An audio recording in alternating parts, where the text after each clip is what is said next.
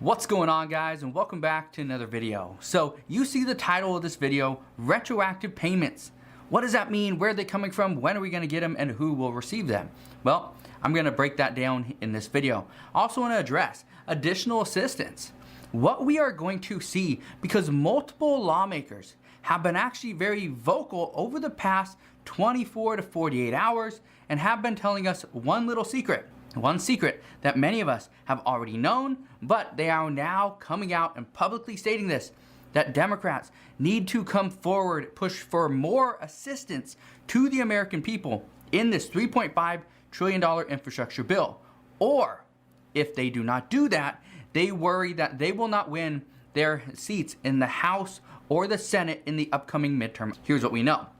Right now, many lawmakers are worried that if they don't pass popular legislation from or within the American people and what they want, the problem is the American people, us voters, will most likely not vote for them during the midterm elections. And it's quite possible. But what they are saying is they need to have bigger talking points. They need to have something that they can run their campaign off of. Republicans already have their campaign pretty much planned, because what Democrats are doing or not doing, Republicans are going to fight against it. Well, it's going to work for Republicans according to many experts. But this is why many Democrats are saying we need more. Let's provide more. Let's not be stingy. Let's get the American people exactly what they want and need. Let's get through this together, and we will be better off in the end. But again, who knows if that actually happens. But let's get into the true update for today. Where are these retroactive payments coming from? Who is going to get them? And why are these coming now? Here's what we know. There's going to be new legislation introduced in the next few days, according to reports, that are going to extend unemployment benefits. This is going to be beneficial to people that either A, lost their benefits on September 6th, or are going to need unemployment benefits very soon, but do not have it through the state.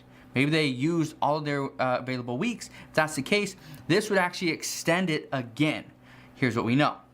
This legislation is going to be brought forth by, I believe, Ayanna Pressley. I don't remember the second one. And then AOC, Alexandria Ocasio-Cortez. Those are ones that are going to bring this legislation forward.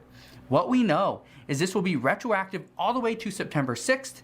All the way, it's like a week ago. But it's going to go back to September 6th, and it will expire on February 1st, 2022. That's actually pretty good.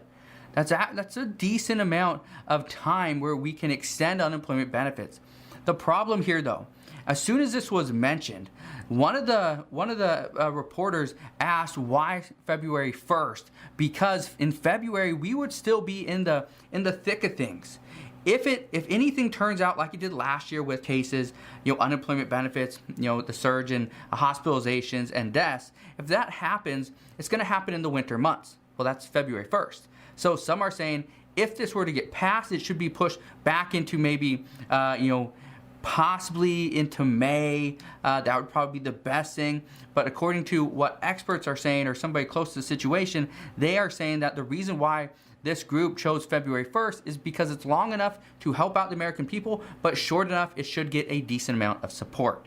But again, it's going to be very difficult to really see if this gets pushed through, because all Democrats pretty much let this expire without any legislation beforehand, which makes me wonder, is this something that's really on their priority list, or is this just to try to buy votes for the upcoming midterm? Estimates do show that about 7.5 million people lost their unemployment benefits in September. That's a lot of people to lose all their income, 100%. Now, this would actually provide more security in a time when people need an income and jobs are not coming back in full in every state. Now, in certain states like Oregon State, jobs are coming back and things are looking great, but in a lot of states in the South, that's not what we're seeing. But people in the South are not only impacted by cases, people not hiring, or the wages are not what they want, and they're also being impacted by, obviously, Hurricane Ida and then the tropical storm. Well, that's stuff that we continue to see, so we'll see what happens there. Now, AOC did have this to say, and I quote, "I will be reintroducing legislation to bring back the unemployment assistance. I'm not entirely sure the prospects of it. We will work it. We will try, but I simply just could not allow us to let this happen without us at least trying." And I think that's what the American people want, is if we do not see any person even discuss additional assistance to the American people, then why are these people talking about it?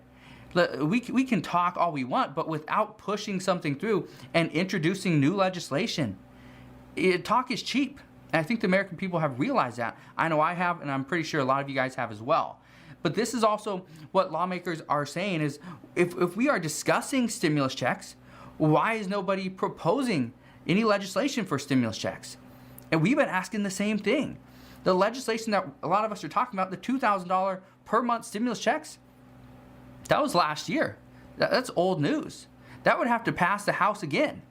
That's not something that we can just, pass the House last year, let's just introduce it into the Senate. No, it has to have a little bit more than that. So right now, that's what a lot of people are questioning, is the legitimacy of some of these lawmakers, and are they serious about these as priorities? I don't think many people are. And again, I thought stimulus checks are going to be in here. I still think there's a chance we see stimulus, but as to a stimulus check, I'm not so sure. And just to give you an idea, just for the unemployment assistance, and this is for gig workers, freelancers, those that are self-employed, 4.2 million people lost all their income, all of it. That includes the $300 per week boost. It was gone. September 6th rolled around and they were done. Now, some say this extension, the unemployment extension, this new legislation, this could actually turn the economy around in specific areas. But experts warn that going backwards and now actually passing legislation for unemployment at this point, even though it would be great for the American people, it would be devastating to the Biden administration, because they would then be pretty much proved that they were wrong. And that's not something that they want to do, especially not at this point when President Biden's numbers are not looking so hot. They're not looking great at this time. But one person says that they already are looking bad, that the administration already looks bad. They're going back on their word and doing things that they promised they wouldn't do. One report today is saying that lower and middle income earners are going to be impacted because of a tax hike. However, it will not be the normal sense through an income tax increase based on your income. That's not what we're going to see. What we're going to see is there's going to be a tax hike that's going to be introduced for tobacco and nicotine.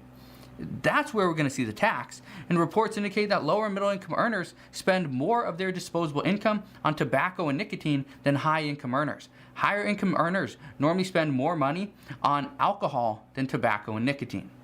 So I don't know, what the numbers are there. It didn't say, but it was just lower income earners are impacted more because of this nicotine and tobacco tax. So if you do smoke, you do chew, whatever, you vape, I guess. I don't know, I don't do any of that stuff, but if you do any of that stuff, then yes, you would be paying a bigger tax. In addition to doing things that the administration has promised, a group of Democrats in the House are now upset with the Biden administration. They're saying because they're not sticking to their promises. Not just because they are going back on their word, but the promises that they made, they're not actually sticking to those. They're not providing assistance to the American people that actually need it and that they have promised assistance and relief. They are leaving out too many people that have been negatively impacted due to this. Many experts say that yes, more must go to children. The $250 and $300 per month boosts or child tax credit payments, they have helped out a lot. However, more must also go to those without children. More must go to people on Social Security, and businesses that are going to continue to struggle, they need additional assistance as well. One thing I can tell you, and I addressed this morning regarding Social Security, is that we are going to see most likely the cost of living adjustment anywhere between 5.9% to 6.3%. Most expect it's going to be right about 6 to 6.1%. What I can tell you is the recent reports from this afternoon are saying that we are going to have this cost of living adjustment. This is going to be narrowed down at the end of October. That's usually when they do it. So you will know what the cost of living adjustment is at the end of next month. However, the reports this afternoon are saying that if we see the inflation kind of cool and it come back down to around that 4%, okay? Or not 4%, in the fours, okay, 4.8, 4.9%, we will most likely see about a 5.9% cost of living adjustment to about 6%. And that will not be good because even though we are still seeing inflated numbers, you will not be getting as much from your Social Security benefits. So just wanted to address you on that. Now today, Senator Manchin and Sinema will be meeting with President Biden. They're going to be discussing the reconciliation package. It's that $3.5 trillion infrastructure bill. What we are hearing is that President Biden wants to get to the bottom of what exactly they're asking for. He wants to know what they will support, how much they're willing to support, and what are their red lines. He wants to know these. He wants to hear directly from them. But again, these are just 2 senators. These are just 2. We still have to worry about the House of Representatives too, but according to the reports today, everybody's more worried about the Senate, but the problem is the House of Representatives is more out of sorts than the Senate is at this point. So we're going to see what happens there. But again, the House of Representatives cannot lose any more than 3 votes. The Senate cannot lose any votes. 0 votes. So if any one of those happens, the Senate loses 1 Democratic vote, the bill dies.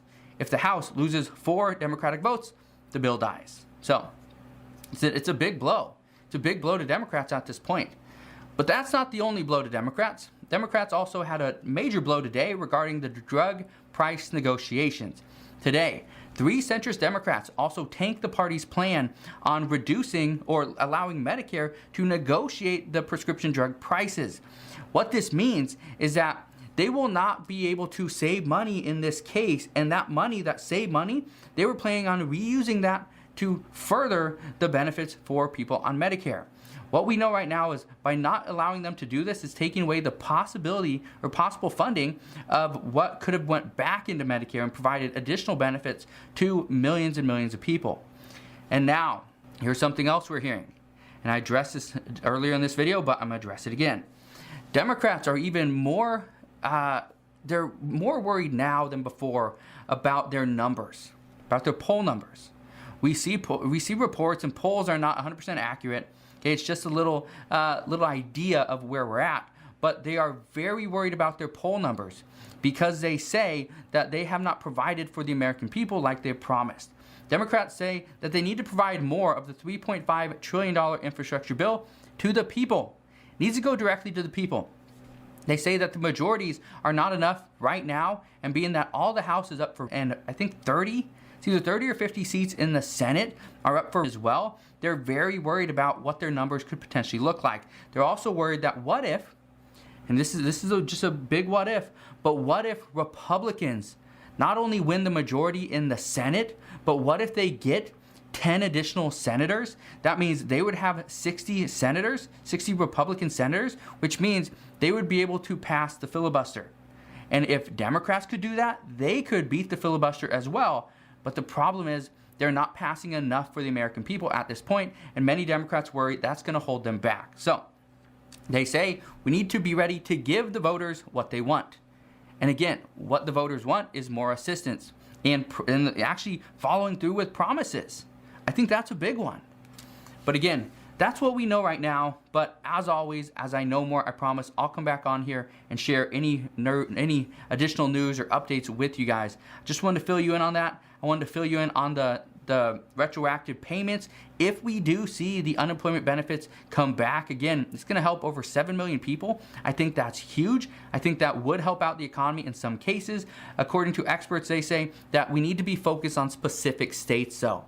On some states that don't have high unemployment, why should we worry about giving the certain few people, the very minimal percentage of people there, these extra benefits when that might not be beneficial to the state?